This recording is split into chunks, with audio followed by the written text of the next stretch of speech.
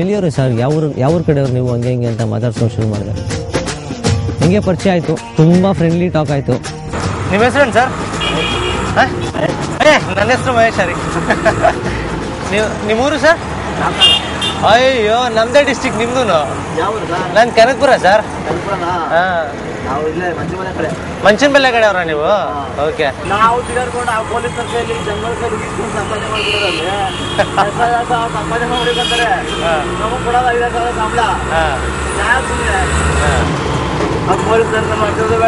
Okay. ಇನ್ನೊಂದು ಸ್ವಲ್ಪ ಮಾತಾಡ್ತಾ ಆಟೋ ಡ್ರೈವರು ಇಲ್ಲ ನಾನು ಈ ಸ್ಟಂಟ್ ಡ್ರೈವರ್ ಆಗಿದೆ, ಈ ಆಕ್ಟರ್ಸ್ಗೆಲ್ಲ ನಾನು ಗಾಡಿ ಓಡಿಸಿದೀನಿ ಅಂತೆಲ್ಲ ಹೇಳಕ್ ಸ್ಟಾರ್ಟ್ ಮಾಡಿದ್ರು. ಹೌದಾ ಸರ್, ನೀವು ಯಾಕೆ ಹೋಗ್ಲಿಲ್ಲ ಅಂತೆಲ್ಲ ನಾನು ಐಡಿಯಾ ಕೊಡೋಕೆ ಸ್ಟಾರ್ಟ್ ಮಾಡಿದೆ. ಸೈಕಲ್ ಗ್ಯಾಪಲ್ಲ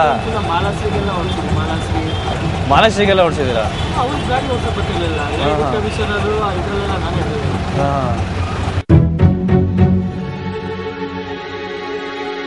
ಗುರು, ಫಿಲಮ್ ಅಲ್ಲಿ ಸ್ಟಂಟ್ ಆಯ್ತು ಬಿಡಮ್ಮ, ಇವಾಗ ರೂಲ್ಸ್ ಫಾಲೋ ಮಾಡಿದ್ರೆ ಸಾಕು.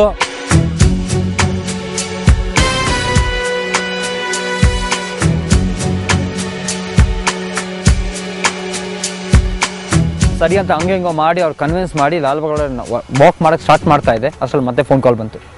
ವಿಕಾಸ್, ಒಂದು ಕೆಲಸ ಮಾಡಿ, ಲಾಲ್ಬಾಗ್ ಹೋಗ್ಬೇಡ, ನೀವು ಅಲ್ಲಿಂದ ಗಾಡಿ ಎತ್ಕೊಂಡು ಡೈರೆಕ್ಟ್ ಚಾಮರಾಜಪೇಟ್ ಉಮಾ ಥಿಯೇಟರ್ ಹತ್ರ ಬಂದ್ಬಿಡಿ ಅಂದರು.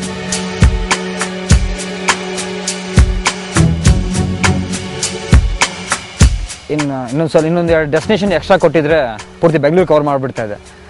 ನನಗೆ ಅವಾಗ ಈ ವಿಷಯ ಮತ್ತೆ ಆಟೋ ಅವ್ರಿಗೆ ಹೆಂಗೆ ಹೇಳ್ಬೇಕಂತ ಅರ್ಥ ಆಗಿಲ್ಲ. ಮತ್ತೆ ಡೆಸ್ಟಿನೇಷನ್ ಚೇಂಜ್, ಮತ್ತೆ ಎಲ್ಲೋಗ್ಬೇಕು ಸ್ಥಳ ಚೇಂಜ್ ಆಗಿತ್ತು.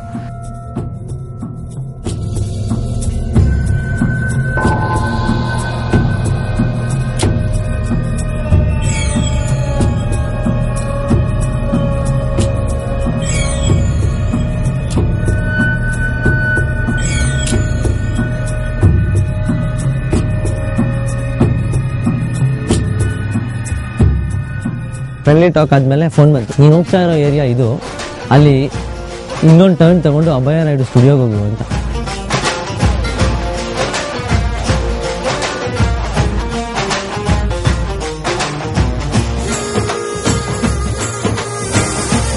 ಫೋನ್ ಮಾಡಿ ಹೇಳಿದ್ದೇನಂತಂದರೆ, ಅಭಯ ನಾಯ್ಡು ಸ್ಟುಡಿಯೋ ಒಳಗಡೆ ಹೋಗು, ಆ ಸ್ಟುಡಿಯೋ ಒಳಗಡೆ ಒಂದು 2 ನಿಮಿಷ ವೆಯ್ಟ್ ಮಾಡು, 2 ನಿಮಿಷ ವೆಯ್ಟ್ ಮಾಡಿಬಿಟ್ಟು ಆಮೇಲೆ ವಾಪಸ್ ಬಾ ಅಂತ. ಯಾವ ಆಟೋ ಡ್ರೈವರ್ ತಾನೆ ಸುಮ್ಮನೆ ಒಳಗಡೆ ಹೋಗ್ಬಿಟ್ಟು 2 ನಿಮಿಷ ವೆಯ್ಟ್ ಮಾಡ್ಬಿಟ್ಟು ಬಂದ್ಬಿಡೋಕೆ ಸುಮ್ಮನೆ ಇರ್ತಾರೆ. ಹೊರಗಡೆ ಹೋಗ್ಬಿಟ್ಟು ಯಾರನ್ನೋ ಮೀಟ್ ಮಾಡೋಕೆ ನಾಟಕ ಮಾಡ್ಕೊಂಡು ಆಚೆ ಬಂದ್ಬಿಟ್ಟು ಕೊನೆಗೆ ಅವ್ರಿಗೆ ಹೇಳಿದೆ, ಸರ್ ನನ್ನ ಕೆಲಸ ಎಲ್ಲ ಆಯಿತು, ನನಗೆ ಬೇಗ ಹೋಗ್ಬಿಡೋಣ.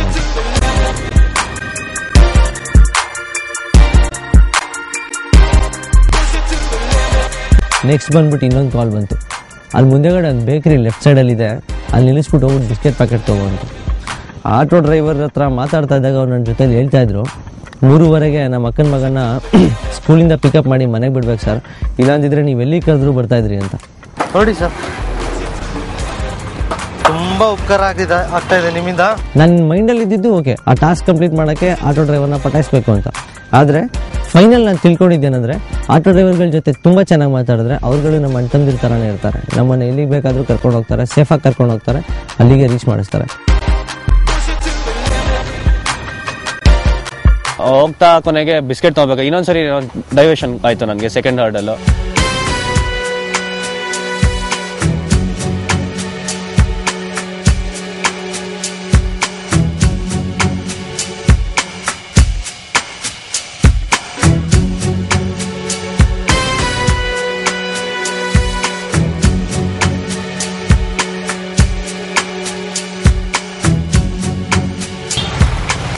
ಒಂದು ಓರಿಯೋ ಕೊಡಿ.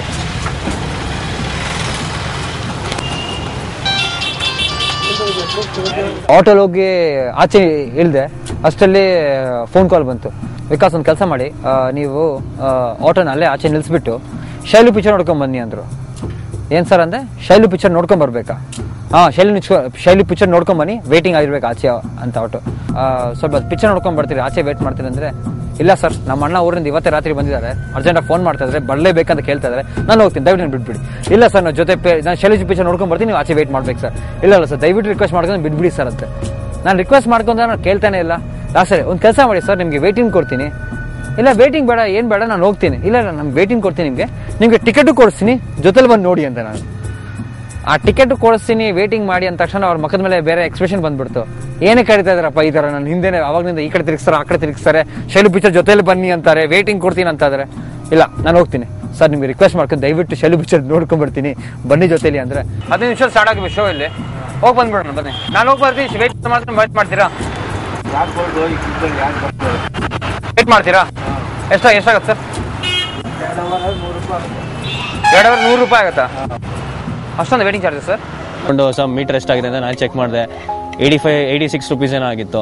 ಕೊನೆಗೆ 500 ರೂಪೀಸ್ ಕೊಟ್ಟಾಗ ಇಲ್ಲ ಸರ್ ಅದು ಚೇಂಜ್ ಇಲ್ಲ ಅಂತಂದ್ರು ಅವರು. ನಾನು ಚೇಂಜ್ ಇರಲಿಲ್ಲ. ಕೊನೆಗೆ ಹೋಗಿ ಹೋಟೆಲ್ ಚೇಂಜ್ ಇಸ್ಕೊಂಡು ಅಲ್ಲೇ ಕಾಯ್ತಾರು ಪಾಪ ಅವರು.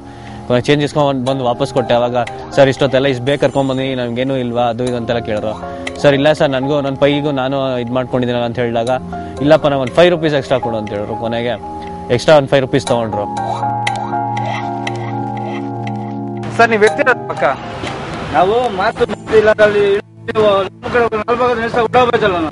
ಸರ್ ನೀವು ಇಲ್ಲೇ ವೇಟ್ ಮಾಡಿ, ನಾನು ನೋಡ್ಕೊಂಡ್ ಬರ್ತೀನಿ ಅಂತ ಗಾಡಿಯಿಂದ ಇಳಿಸ್ಕೊಂಡು ಅವ್ರಿಗೆ ವೇಟಿಂಗ್ ಚಾರ್ಜ್ ಕೊಡ್ತೀನಿ ಅಂತ ಅವ್ರು ಇಲ್ಲ ನಂಗೆ ಫಸ್ಟ್ ಸ್ವಲ್ಪ ಕಾಸು ಕೊಟ್ಬಿಡಿ ಅಂದರು. ಸರಿ ಸರ್ ಒಂದು 50 ರೂಪಾಯಿ ಕೈ ಕೊಟ್ಬಿಟ್ಟು, ಆಗಿರೋ 60 ರೂಪಾಯಿ ಆಗಿತ್ತು, 50 ರೂಪಾಯಿ ಕೈ ಕೊಟ್ಬಿಟ್ಟು ಇಡೀ ಸರ್ ಅಲ್ಲೇ ಬರ್ತೀನಿ ಅಂತ ಹೇಳಿದೆ.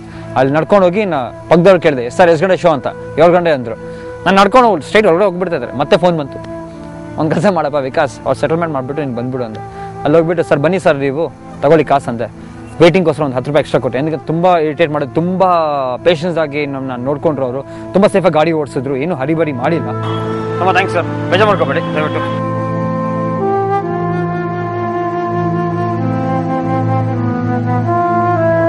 ಇಲ್ಲಿರೋ ಸ್ಪರ್ಧಿಗಳು ಯಾರ್ಯಾರು ಡೇಂಜರ್ ಝೋನ್ಗೆ ಬರ್ತಾರೋ, ಯಾರ್ಯಾರು ಎಲಿಮಿನೇಟ್ ಆಗ್ತಾರೆ ಅದೆಲ್ಲ ಹೇಳ್ತಾರೆ ಆರ್ಯನ್.